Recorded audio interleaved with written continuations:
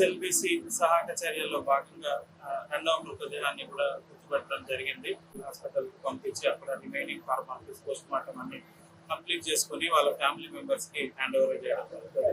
So దీనికి మనము ఒక రెవెన్యూ ఆఫీసర్, ఒక పోలీస్ ఆఫీసర్, ఒక హెల్త్ డిపార్ట్మెంట్ అంబులెన్స్ తో పాటు పంపించి వాళ్ళకి హ్యాండ్ ఓవర్ చేసేదాకా కూడా మానిటర్ చేయడం జరుగుతుంది. ఆనరబుల్ సీఎం గారు ఈ ఫ్యామిలీ మెంబర్స్ కి 25 lakhs ఎక్స్గ్రేషియా చేయమని కూడా ఆదేశాలు కూడా ఆ ప్రకారంగా ఫ్యామిలీకి మనం 25 lakhs ఎక్స్గ్రేషియా కూడా ఈ మన రెవెన్యూ డిపార్ట్మెంట్ వాళ్ళ ఫ్యామిలీ మెంబర్ కి అందజేయడం జరుగుతుంది. అంతేకాకుండా ఈ లోపల ఉన్న 8 మంది ఎవరైతే ఉన్నారో వాళ్ళందరినీ సబ్ చేసేంత వరకు కూడా ఈ రెస్క్యూ ఆపరేషన్ కంటిన్యూ చేయాలి, వాళ్ళందరినీ కూడా తీసుకురావాలని ఆనరబుల్ సీఎం గారు ఇన్స్ట్రక్షన్స్ ఇవ్వడం జరిగింది. సో ఆ ప్రకారంగా ఇంకా రెస్క్యూ ఆపరేషన్ కంటిన్యూ అవుతుంది.